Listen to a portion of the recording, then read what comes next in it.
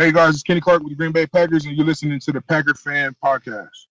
Sunday afternoon started out nearly perfect, but things got a little scary towards the end. We'll take a look at next Monday's Lions and Packers game, including our predictions, and share your feedback next on the Packers Fan Podcast.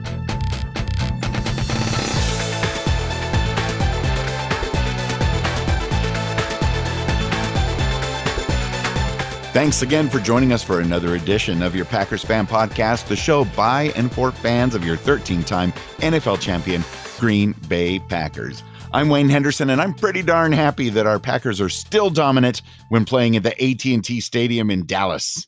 Yeah, some streaks are awesome, man. And I'm Scott Clark, and I'm very thankful the Packers were able to overcome one of the toughest teams in the NFL, the Week 5 officiating crew.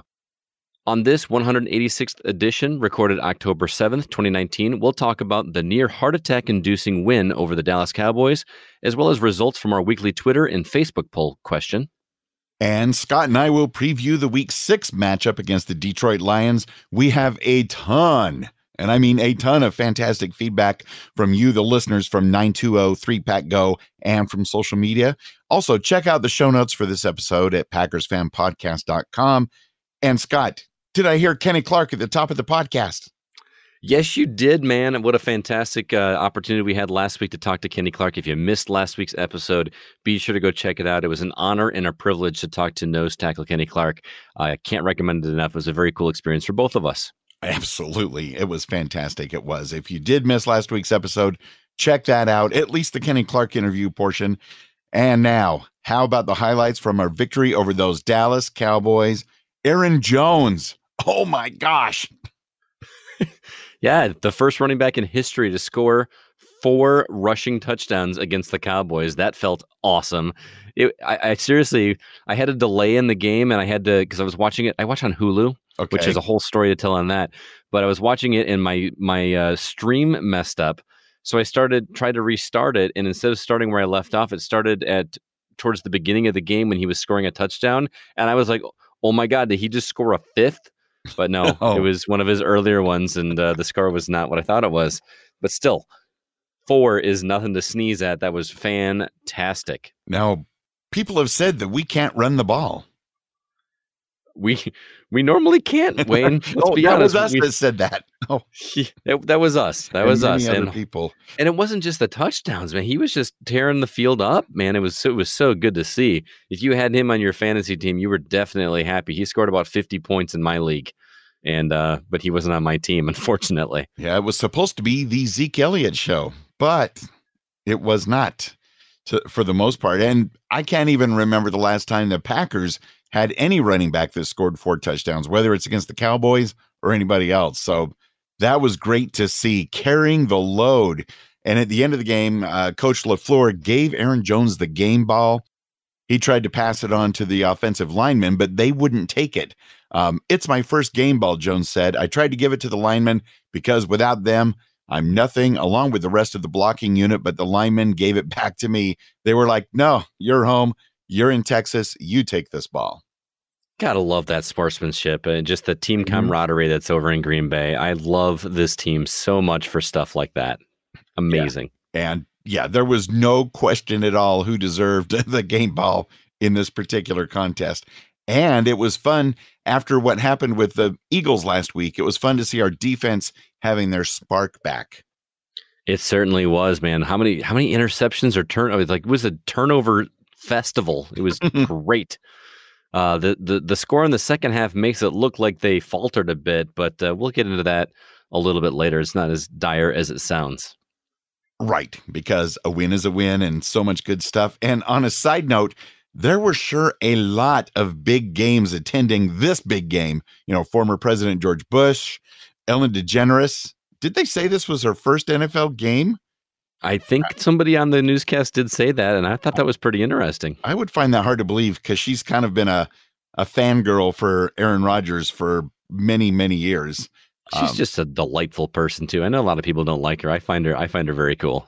Danica Patrick was there for obvious reasons. And even Jordy Nelson, not suiting up for either team, but he was in attendance. And he was wearing a Cobb jersey, which I thought was kind of cool.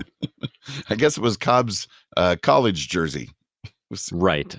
And it was cool seeing him in Rodgers, embrace, and just I mean, even Cobb was talking to Rodgers. I love it. They're on opposing teams, but they're still buds. That's right. We had a feeling that would happen. And aside from the victory, and a lot of great things happening in the game, on the other side of things, what was with the penalties, Scott? There was so much yellow laundry on the field this game, on both sides of the ball, really. But as a Packer fan, it always feels like it's directed more towards us. But true. There was not a series where we didn't have at least one penalty, it felt like. I mean, everybody was in on the action. It was just got ridiculous after a while. Even Zadarius Smith, he caused a few penalties of his own. And I kept wondering, why is he in the game? Didn't they just take him out injured? And he's back in, and then he's back down again, and then he's back in. What is going on?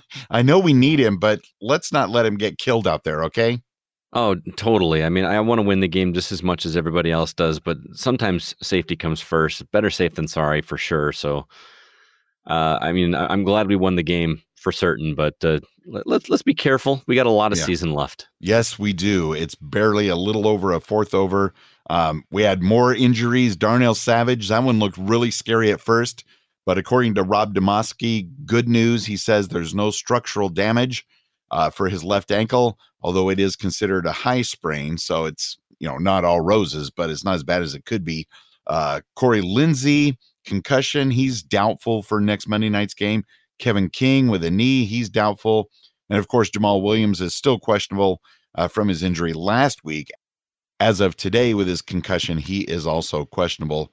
But we do get that extra day before we play on Monday Night Football.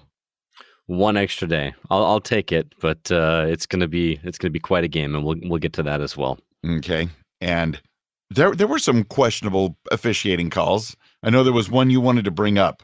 Oh my goodness, there was a roughing the passer call on Prescott where he wasn't a passer. And maybe I don't understand the rule clearly, but how can you rough the passer if he's not a passer? Dak Prescott ran past the line of scrimmage that play. He wasn't even throwing the ball. Roughing the passer usually comes after the ball is released. Am I not understanding the rule? Because it wasn't even he got tapped on the helmet. Yeah, on the helmet. I could understand throwing him to the ground or body slamming him or stepping on his ankle or something, but getting hit in the helmet, which looked very inadvertent. Come on, cut me some slack here, guys. Yeah, I've heard them talk over and over on games over the years how, when the quarterback becomes a runner, he's a runner. So right, did not make sense to me at all.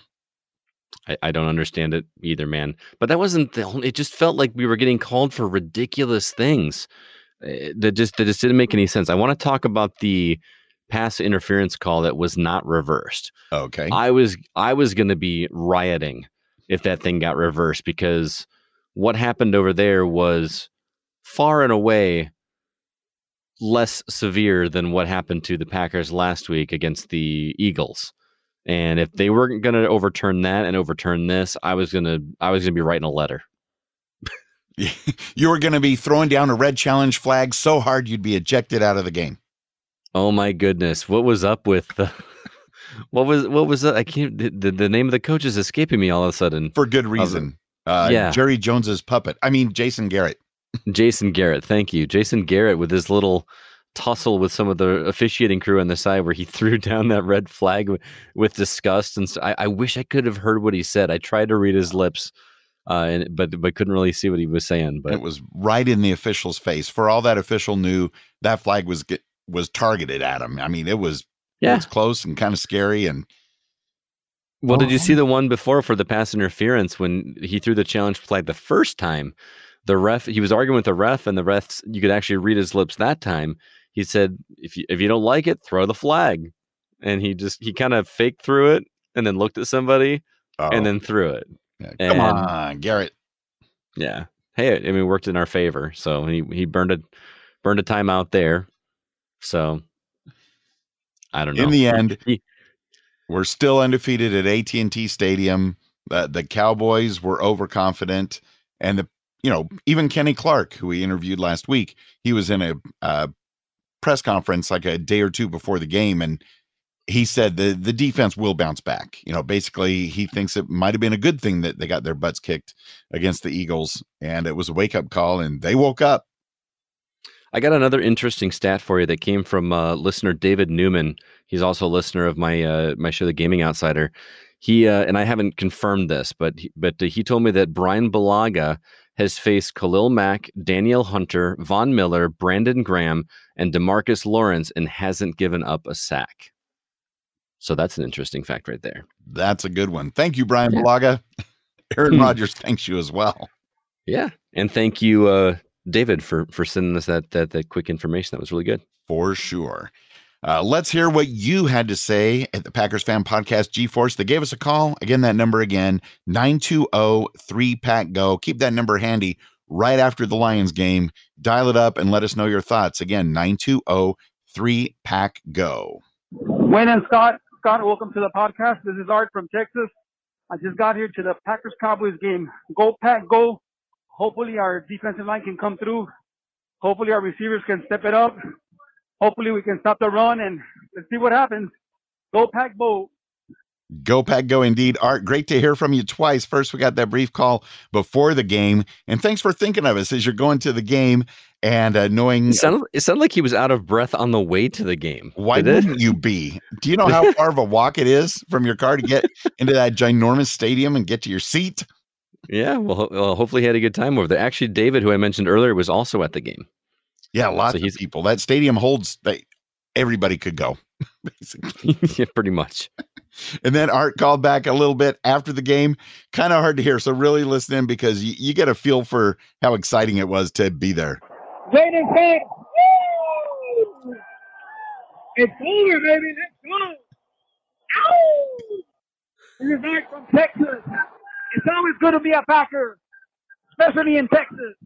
Thank you, guys. Awesome. Thank you again, Art, for giving us a call. 920-3PACK-GO. I should have gone to that game. When the schedule came out, my nephew, who's a Cowboys fan, tried to say, we just need to all buy tickets. We'd all just crash in one hotel room, go to the game, come home the next day. And in hindsight, that would have been an excellent idea, except for he hosted a party, a house divided party yesterday. And he can take a lot of ribbing. He's like, it's okay. We'll eventually beat you one of these days, some year. Maybe we'll beat you at Lambeau again. I'm like, we'll see. And then this call came in from a mystery caller. Please identify yourself, mystery caller. There's a big difference between a team that is built or paid for power and a team that is known how to train and win together as a team.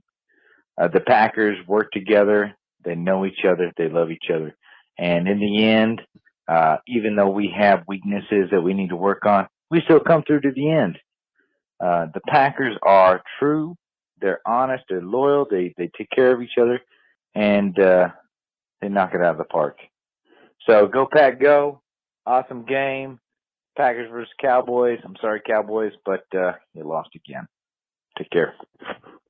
Thank you, mystery caller, for that message. I really appreciated that. The camaraderie in the Packers squad this year just feels much tighter than it's been in years past, especially this early in the season, and I'm loving it.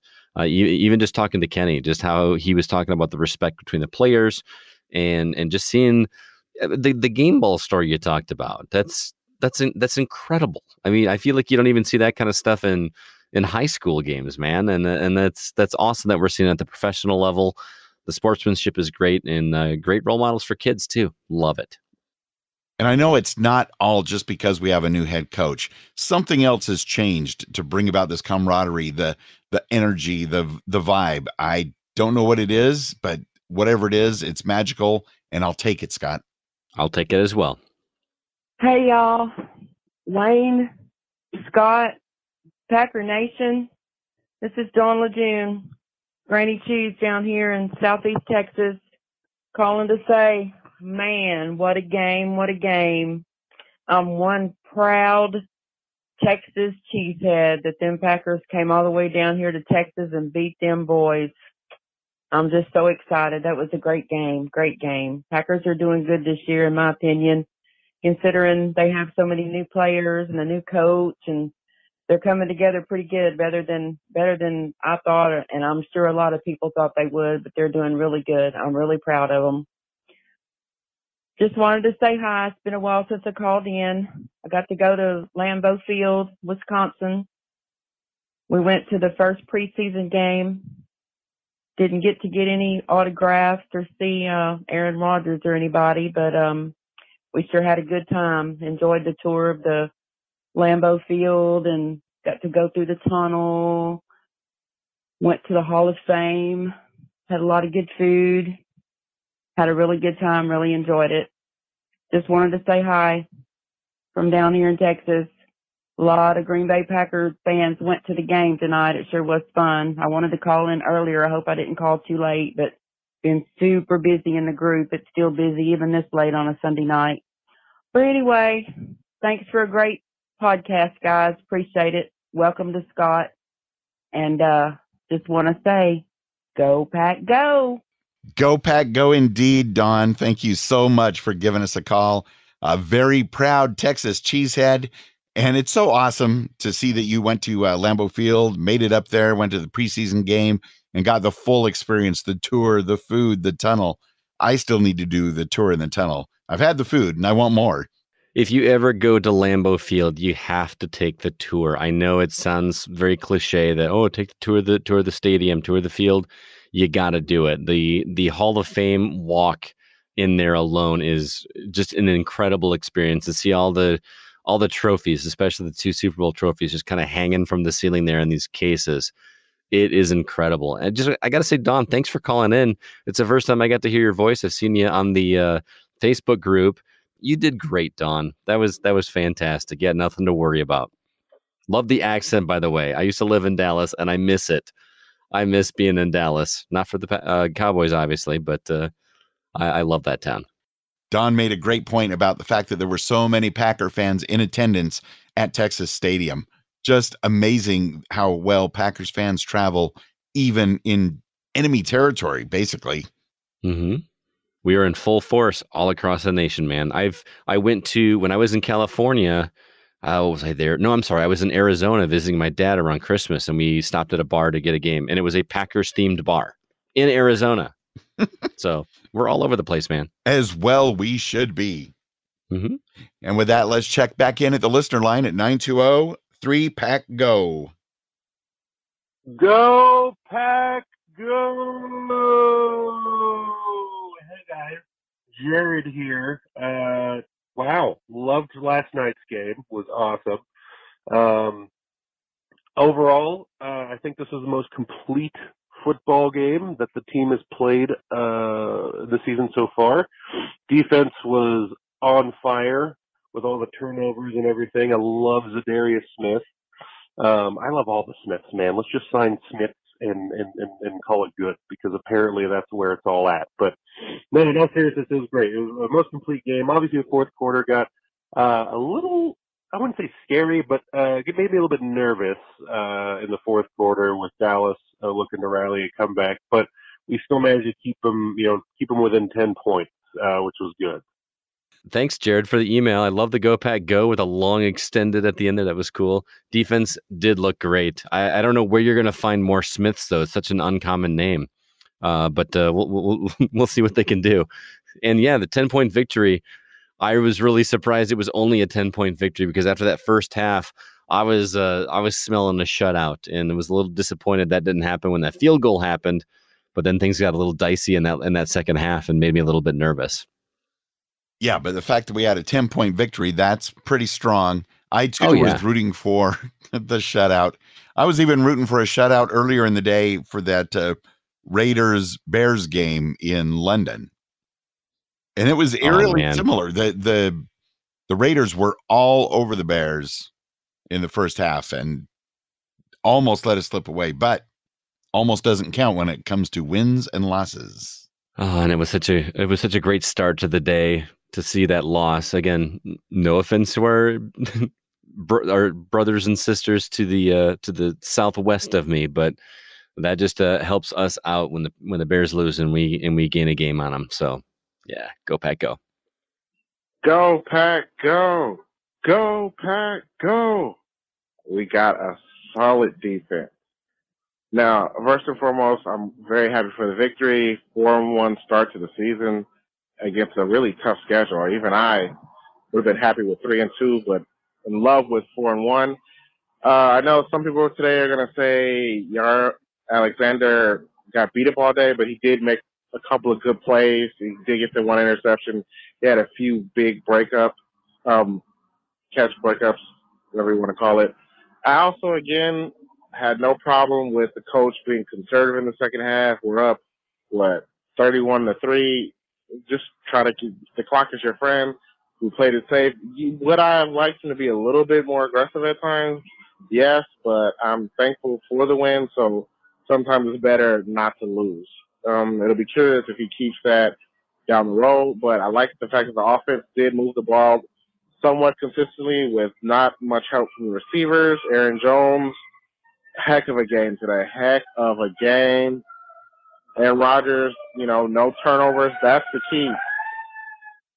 The other thing I wanted to mention was Aaron Rodgers, as thankful as I am that he didn't have any turnovers, I am noticing he's not as accurate as he used to be. I don't know if the shoulder's still bothering, but I am seeing him miss some open throws. Even one of the plays where they thankfully caught a pass interference, he did underthrow the receiver who was open, and he overthrew Geronimo Allison. So love to hear your thoughts on also the accuracy of Aaron Rodgers. Andre in LA, green and gold till I'm dead and cold. Thank you, Andre. Go Pack, go, back at you. And it's important for Packers fans to remember, like Andre said, we are 4-1 against some very tough teams. You're not kidding, man. Start with the Bears, which I assumed we were going to lose. It was, and we won 4-1. Would I like 5-0? Absolutely. But 4-1 feels real good sitting on top of the NFC North for sure. I wanted to comment a little bit what he said about the accuracy with Aaron Rodgers. I agree that I think some of the accuracy is a little suspect, but I still think that Aaron Rodgers on a bad day is better than a good chunk of the quarterbacks out there. I think we're still doing pretty well. I'll give you that. I just want perfection. I think we all do. We want to see every target brought down for a touchdown, a first down, or something in between. And Andre, not having a problem with the Packers going a little more conservative in the second half, especially the fourth quarter. And normally I don't either. But at the same time, I think of Bill Belichick and how that's when he decides to really put the foot on the neck of the opponent and just crush him into oblivion. Well, and being conservative, I think that's what some of those misses that we saw from Rodgers is him being conservative and being safe. He'd rather overthrow and make nothing happen than underthrow and potentially get it picked off. That's why he's aiming a little high. There were some in the end zone, especially that like, what are you doing, man? But it might have been a little bit off target, but I'd rather have that than him shorting it and giving the ball to the other team. Better safe than sorry? Yeah, pretty much. And it bears repeating, Aaron Jones, heck of a game. We should say it 4 times, man. Heck of a game. I still can't believe it. 4 touchdowns in one game. That's just incredible. From a running back. When's the last time that's happened with Green Bay, that we got 4? I can't even imagine it ever happening unless it was in the 60s. But what matters is that it's happening now. And if we can keep Aaron Jones in the game is a big factor, as well as getting Jamal Williams back and getting his different style of running mixed in, and Devontae Adams get that toe healed up and really have a scary passing game again. I can't even imagine. Even imagine. The possibilities are endless. Ending with the raising of a Lombardi trophy. Let's hope so, man. One game at a time. Back to the listener lines. Mark. Hey, guys. Mark from New Lisbon. A great win for the Packers. They're 4-1. Remarkable, really, when you look at the tough teams that they played. They have a chance to be the number 1 seed in the NFC, so that's great. But I was watching the game with some Cowboy fans, and I did ask them, what they thought of Jerry Jones, and I did remind him that Jerry Jones fired Jimmy Johnson, and he keeps Jason Garrett around, so they can't believe that that's the case. They are not big Jason Garrett fans, but it's all about the Packers today. I think there were really some unsung heroes today. Robert Tonyan had a great catch. I loved what Lucas Patrick did after Lindsey went out at center. Will Redmond, I think, led the team in tackles. And a guy named Chandler Sullivan, which had most of us grabbing our program, had an interception. So it was a total team effort. Obviously, Aaron Jones and Aaron Rodgers had terrific games. But I was not optimistic with Devontae Adams not playing. And if anybody had told Packer fans that we were going to be up 31-3, we would have just said you're crazy. So I'm over the moon. It's a little disappointing that some of the Packer fans are still complaining that the Cowboys came back. But again, if you would have said the Packers are going to win by 10 on the road, we would take that. So it was a great win. LaFleur has really made some good adjustments. I love Mike Pettine's defense. And I think with Mason Crosby and Scott as a punter, J.K. Scott, we might have the best kicker-punter combination in the league. Everything's good in Green Bay land, and we're looking forward to a big game with the Lions next week. Go Pack, go, and you guys have a great podcast. Thanks for listening. We'll talk to you next week. Wow, Mark, thanks for that voicemail. Loved it. I got to start with what you ended with there, the kicker combo. That's a concept I have not considered, but you're right. We've got a great kicker in Crosby. We got a great punter in J.K. Scott over there. Man, I got to say, though, Crosby is getting banged up the last couple weeks. He had to make a tackle this week and was limping off the field. I was getting a little bit worried, but then he kicked one through the uprights a couple series later, and it was good to see. I also liked how Mark brought up these unsung heroes. You know, we always talk every week about Rodgers and Adams and Jimmy Graham, but some of these guys are doing fantastic work and they don't get the accolades. That I remember the catch from Tonyan that you mentioned. That was awesome. And Redmond and Sullivan got an interception. It was great. Yeah, it's next man up, and they really came to play. And it is crazy, Mark, that so many Packer fans are so upset for us allowing Dallas back in the game and letting them get within 10. And the best part is that we were up big and early, like in one of our other games earlier this season. Score fast, score often. It's so much better than playing from a hole. Yeah, I was just going to say it. It's kind of been the Packers' MO in years past to be a third quarter team where we're always coming from behind and trying to play catch up to win games. And then we have to rely on a miracle by Rodgers or even Favre if you go back further. I like this mentality where we strike while the iron is hot in the first 2 quarters of the game, and then we just rely on keeping the lead for the rest of the game. I'll take that any day over these, are we going to do it? Are we going to pull it off in the second half kind of situations? Yes, we'll definitely take it. I also got some good emails this week. First up, dear Wayne and Scott, Caleb, Kathy, and Roy Fisher from Green Bay, Wisconsin. What a great win for our Green Bay Packers. Aaron Jones rushing for 4 touchdowns, Aaron Rodgers bouncing back from a bad loss against the Eagles, and our defense came back with some interceptions. We're so happy about this win, and we can't wait for the Lions. But no matter what happens, go Pack go, and bleed green and gold till dead and cold. That's the Fishers. That's an awesome email. Thanks so much, Fisher family. We got one also from Steven. Checking in from Palos Park, Illinois, home of the Chicago Bears that still, well, no matter if they are in the United States or in London, England. And that is how you win the game. If the Packers have the desire to win, they can do it. Let's see if the Packers can do something that they haven't done since January 1st, 2017, and that is beat the Detroit Lions. And that, by the way, was a 31-24 win. I expect the Lions will be tough, knowing that they have beaten the Packers in the last 4 meetings, and I'm sure they will be looking at keeping the streak going. Since we are playing a division game, I will predict that the Packers will win by 3 points, since they like to have heart attack games in the division. Make some good points there. Steven, do appreciate it. I hope it's more than 3 because I can't take another heart attack like I nearly had this week. Maybe 33. Let's put it away.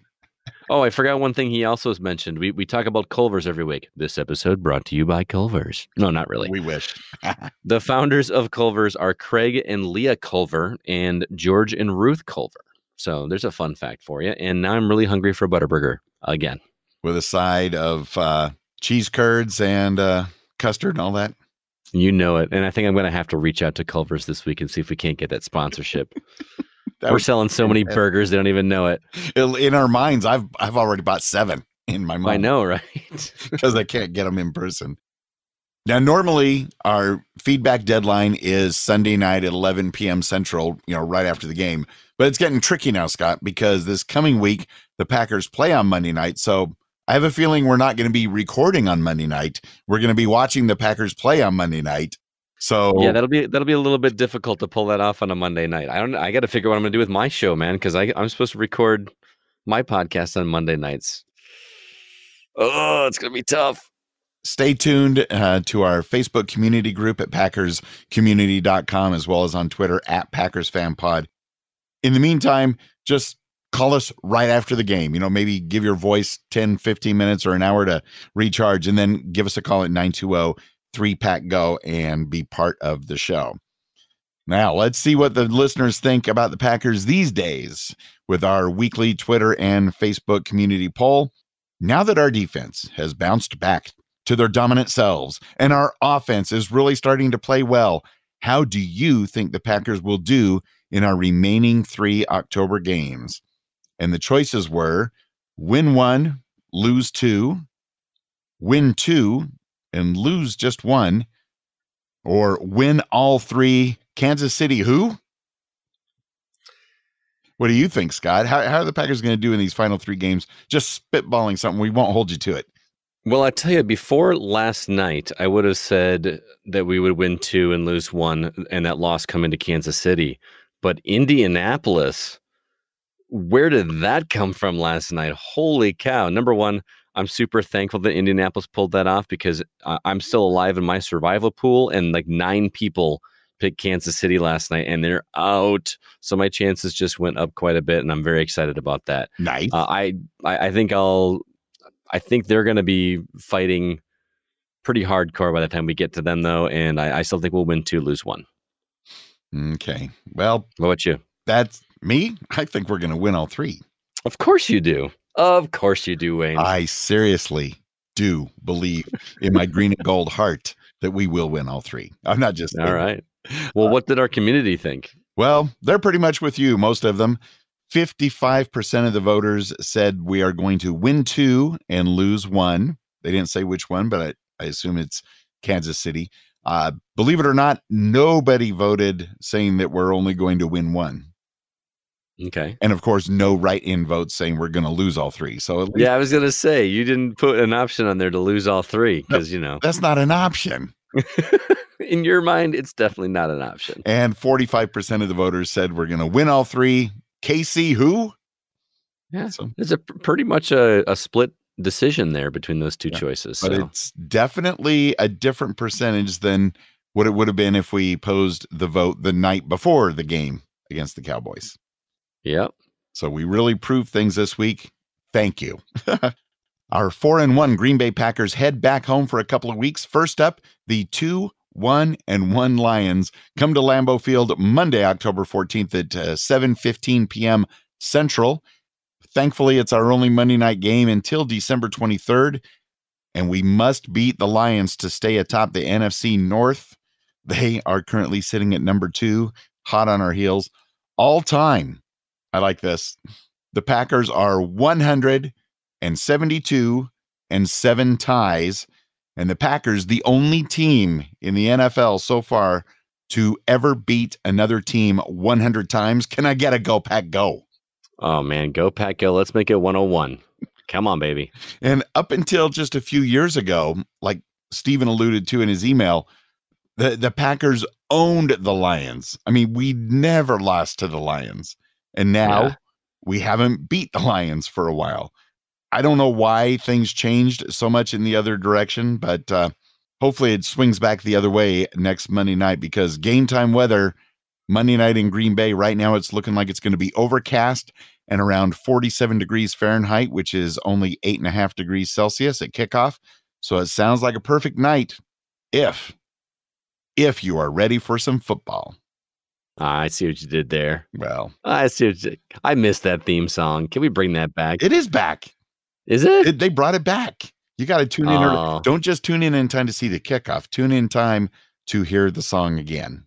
Okay, I may have to do that this time. If I can watch the game live and not have to watch it taped, we'll see. This game in particular feels even more important now that the Lions are the rival, because the Packers are atop the conference right now at 4-1, but the Lions are 2-1-1, like you mentioned. So they've moved ahead of the Bears, who are 3-2, and the Vikings, who are both 3-2. Yeah, so the Lions are the new rival. But what's interesting is even if we lose the game to the Lions, they go 3-1, and we go 4-2, we still have first place. But I'd rather pad that lead instead of give them a chance. Yeah, the math gets tricky this time of year because the Lions had their bye week this past week. Plus, they had a tie. Yeah, so just make it difficult on us, Detroit. Come on. Yeah, exactly. We're going to move on now to our keys to a fifth Packers victory. Going to start things off with equal quality ball playing on both sides. We've had games where the offense is great and some where the defense won it for us. But in order to beat another division rival, we have to have good showings on either side. Turnovers were a huge key to our win over the Cowboys, so we really could use more of those. But we got to have both offense and defense really clicking instead of one dominating more than the other and doing it for us. We also need to be prepared for a well-rested opponent. As we mentioned, the Lions are coming off a bye week, which means they'll have a full extra week of rest after the last game. We've only got a single day of extra rest for our players, which means we've got to be prepared. As expected, penalties. Even if it seems like the refs are very much against our progression this season, we've still made quite a few real mistakes when it comes to the rules of the game. The unsportsmanlike conduct penalties in particular are just unacceptable. The Lions might not be as nasty as the Eagles, but the division rivalry is a real one, and we can't afford overwhelming flags during the game. And then lastly, I'm going to say it, I want us to utilize Aaron Jones even more. I don't expect 4 TDs from our now star running back, but he's proven himself to be a formidable force. The Pack needs to give him more opportunities and blocking, but that should be in conjunction with the passing game. Keep the Lions guessing, and we'll keep them on their toes for the entire game. We need another fast start. It's Lambeau. We're back home. I think the crowd's going to be extra amped up Monday night, Scott, not only because it's Monday night, it's a division game. We're coming off that huge win. Most Packers fans are still amped up today, just smiling from ear to ear. I know I was. I had my Packer tie on. Oh, you got to dig out the victory tie. I did. That thing's going to get wore out this season. I'm just saying. I sure hope so, man. That's what victory ties are for. Exactly. Thing's getting worn out, man. I hope I don't have to upgrade to a new one because I love that thing. I've had it for, probably about a decade now. And it only gets worn about, between 10 and 16 times a year. So, well, who knows? Depending on how the season goes, if the Packers do end up going to and winning the Super Bowl, maybe that could be the grand finale win for the tie if it starts showing somewhere. I like it. Then I got to get a new one and just start all over again, right? I got lots of ideas, Scott. You do, man. And last week, I had an idea in our crazy predictions that the Packers were going to win the game. Yeah, you did. That was a crazy prediction, man. I don't think it was that crazy. I was being reasonable by saying the Packers were only going to win by 2, 30-28. You did pick the Packers to lose, but at the same time, you did say you'd be more than happy to be wrong. So I was very happy to be wrong. So the scores don't really matter because you picked them to win, I picked them to lose. Yeah. So you get the tally for this week. We are now at 2-2. But even still, you were only 8 points off between the two differences of the score. So well done, sir. I try. This week's going to be an interesting one because playing a team that we haven't played in a long time and a team that usually beats us. How do you see it shaking out for Lions at Packers Monday night? Well, here's the thing, Wayne. Usually on Monday night games or Sunday night games, I am predicting a low scoring game. But with this being a division rival and after seeing what happened against the Cowboys this week, I think it's going to be a lot higher than a normal evening game. I'm going to go Packers 27, Lions 17. Whoa, another 10-point spread. I love it. Yeah. I'm actually on the same bandwagon. I think the Packers are going to be on fire. The Lions may be rested, and that's why I'm going to let them get 15 points against the Packers, and the Packers will score 30. So I'm calling for a 15-point margin of victory. I know that Vegas won't give us that, and the Packers won't publicly talk about that, but that's just what I'm seeing. I'm seeing Aaron Rodgers is ready to make a statement. Sounds good. We've also got some more brilliant feedback this time from the Packers Fan Podcast Facebook page and community group. First up, Matt in South Carolina. Overall, it was a convincing victory with many of the Cowboys' 460-plus yards and points coming in quote-unquote garbage time, which is funny. That's what I was calling it, and my nephew that's a Cowboys fan would just look at me and glare. It was great to see Aaron Jones literally carry the Packers to a victory this week. While Rodgers threw for fewer than 250 yards, he did manage to complete passes to 9 different receivers. Interesting. Yeah, he can throw to anybody, really. Yeah. Dallas is a good team, but I believe the Packers are superior in every way, especially if Devontae Adams had been healthy. Next up are the Lions on Monday night, which will be a challenge, but one we can overcome. If we stay healthy for the next week or so, we should be able to visit the Chiefs and come away victorious. Go Pack, go! Matt in South Carolina. Nice. We got one also from Dallin Christensen. He is one of the founding co-hosts of your Packers Fan Podcast. Dallin, thank you for passing the torch to Troy, and then Troy passing it to me.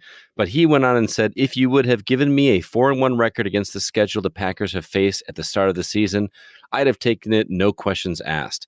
Yes, the loss against the Eagles was a tough one to swallow. However, Green Bay has 2 road wins against teams expected to contend for division titles, including a road win at Chicago, which is the toughest place to win on the road against the Packers' NFC North opponents. Are 2-0 in the division and still haven't played a game where everything has come together for 60 minutes. They are in a good spot right now. Well said, sir. Oh, Dallin, good to hear from you. And yes, a good spot indeed. And if we beat another division opponent next Monday night, it's just going to be that much better. Also, Peter Allison, Jones is a beast. And when you all close your eyes tonight, I hope you all drift off to sleep with the image of the monster that is Dr. Jones waving at you as you go to sleep. You know what? I got to say, he's referring to the play that Aaron Jones, where he ran one in and kind of waved goodbye to one of the players. Right. I'm probably the only one on the planet in terms of Packers fans that didn't like that. I that felt like taunting to me. I was actually expecting a flag on that one. Is it funny? Is it a little? I don't know. I didn't like it. I really didn't. It makes for an awesome animated GIF. You're not wrong. You're not wrong. I don't know how people put those together so quickly. You know, the game hasn't even been over barely 24 hours, but all day long I was able to see that GIF over and over. The GIF of the Cowboys coach throwing down that red flag and then seeing a yellow flag fly up right in his face. And yeah, just people are very creative. I don't know, man. I've said it on the show before, win with grace, lose with dignity. And that didn't feel graceful to me. But who knows? Maybe there's a story behind it, and it was all just maybe they're old friends. That's something they've been doing since Pee Wee football. I don't know. I hope so. I hope that's the case. That'll make me feel better. Okay. That's what we're all about here at the Packers Fan Podcast. Also, Christopher Blaze Gregory says, another week feeling thankful for the W, but disappointed we almost let it slip away. Hooray for establishing the running game and WTG defense on 3 INTs. Also, severely battered and bruised. That we are, but we're still going strong. He's got lots of targets to throw to, and we need people to get healthy. I'm all for that because we just get a lot of it. But like Christopher said, way to go defense, WTG. Saving valuable space with that one. I like that. Lofia commented, for some reason, the Packers always seem to be gassed out in the second half. They got to keep putting up points for all 4 quarters. Good game, but it left Packers fans with more questions than answers. But we are back on that dub train. I love that dub train, but man, you forgot to read the emojis there. I know an old guy like you probably can't see him very well, but he also left a little piece of cheese and a flexing muscle. So you got to read those. Got to read those emojis, man. I'm working on it. Got to read the emojis. Some of them, you got to admit, sometimes those do make sense, Lofia. Thank you for those. But sometimes I'll see an emoji and I'm like, What do I got to go to the Urban Dictionary to figure out what the hell this is? I don't know what's going on? And the last one comes from Bill Steven, who says, "Welcome to the big stage, Aaron Jones. You finally have a coach who isn't afraid to play you." Oh, snap. Wow. Shots fired. Shots fired. All right. You can also check even more conversations happening in our Facebook group. You can find that at packerscommunity.com. There's more great conversations and posts, including Aaron Rodgers' post-game press conference with some nonsensical hilarity around the 7-minute mark. I watched that before we recorded tonight. I had no idea what that reporter was talking about, and Aaron Rodgers' reaction was pretty hilarious. Also, there's some game day selfies in there that you want to check out, and much, much more, all at packerscommunity.com. Some general things that I noticed around the NFL this weekend. Even though Clay Matthews is no longer a Packer, the refs are still tossing total BS, roughing the passer penalties against him. I mean, shoulder to shoulder. That was the safest, quote unquote, roughing the passer penalty hit, whatever, that I've ever seen. And they just see two and they throw the flag. I got to go back and watch it. I haven't seen the play yet, but I just want to see his reaction, see if he flips out as much as he did when he was a Packer. Not quite, but he was letting the ref know, look, shoulder to shoulder, shoulder to shoulder. It was not roughing the passer at all. And now to add insult to injury, Clay has, I think, either a broken nose or a broken jaw. He's getting surgery and he's going to miss a month. Oh, my goodness. And like you alluded to earlier, Patrick Mahomes and the Chiefs don't look as unbeatable as we first thought. Yeah, man, the Colts of all teams. Oh, it just kind of blew my mind. I mean, Mahomes does have something going on with his ankle that, I don't want to play him injured. I want him to be healthy, but I do still want to beat him, but we'll take that when it comes. And the Patriots still undefeated, if you want to call beating up on 5 easy teams so far this year. I can't wait to see when they play a real team. I'm definitely going to be rooting for the Chiefs when they play the Chiefs in a few weeks. Man, that is going to be the game of the week to watch that one. Holy cow. I want to for sure. Patrick Mahomes go full Patrick Mahomes. Let's do it. Bring it. Yeah. Just don't do it against green and gold. No. Also, if you love to play video games as much as I do, please be sure to check out my other podcast, The Gaming Outsider, which can be heard at the same places you listen to this one. Shortly after this episode airs, you can hear me on that podcast interview Patricia Somerset, who you may not know the name, but she is the voice of Princess Zelda in Breath of the Wild on Nintendo Switch. And if you will not want to miss that, it was a great interview. Our website, if you'd like to check it out, is thegamingoutsider.com. And now that it's October, Halloween and spookiness is just weeks away, and season 2 of Stephen King's Castle Rock starts on Hulu October 23rd. I can't wait.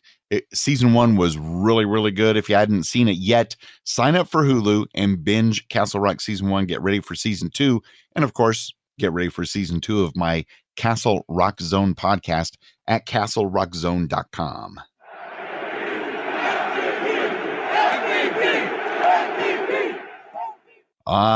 It's another month, and we thank you so very much for financially supporting your Packers Fan Podcast via Patreon at patreon.com/Packers Fan Podcast. The value for value model of support is real, and we greatly appreciate it. Special thanks and shout outs to listener Bryant, channeling Willie Wood, Packers legend, by supporting the show at the $24 a month level. That is awesome. Thank you. And how about those Texas only Green Bay Packers fanatics and their Facebook group with their $12 a month Aaron Rodgers support level? Good stuff. Go Pack Go. We've also got some great Brett Favre $4 monthly supporters, Lawrence Harvey. We've also got some support dedicated to lifelong Packer backer Randy Westgame of Wausau, and lastly, Jeff Summerfield. We'd also like to give a hearty Go Pack Go to our Curly Lambeau $1 monthly supporters, Aaron Peterson from the Hollywood Outsider, Matt Haig, and Hank Davis from the TPE network of podcasts. If you'd like to help contribute to the Packers Fan Podcast, you can check out how you can do that at the level to match your budget and even get some fun Packers Fan Podcast logo merch by visiting patreon.com/Packers Fan Podcast. Thanks so much, and go Pack Go. Go Pack Go. Also, we are the Unofficial Packers Fan Podcast, not affiliated with the NFL or the Green Bay Packers, but we are very much open to it. So please contact us if you'd like to. Our email is media@PackersFanPodcast.com. And follow us on Twitter @PackersFanPod. Scott, you're at GoCast Scott, right? Yes, sir. And I'm at Wayne Henderson, right? I believe so. That's who I've been tweeting at. I've been getting your messages. Feel free to sign up. Follow us on all three. Join in all the conversations, Packers and otherwise. But keep the Packers conversations going, especially in Facebook at PackersCommunity.com. And we really want you to be part of the next episode. Just get your feedback in by Monday night at 11 p.m. Central. You can go to PackersFanPodcast.com and click the Contact Us button for more details. Thank you so much for joining us again on your Packers Fan Podcast. And be sure to subscribe so you don't miss a single episode. Get them as they come out. And let's have our friends at the Texas-only Green Bay Packers Fanatics group take us out. Get us ready to beat yet another NFC North opponent. This is Dawn down here in Texas, a.k.a. Granny Cheese. Hi, I'm James. Hi, I'm Kim. Hi, I'm Melissa. Hi, I'm Susan. Hi, I'm Carrie. Hi, I'm Lisa Montgomery, and we want to say, Go Pack, go!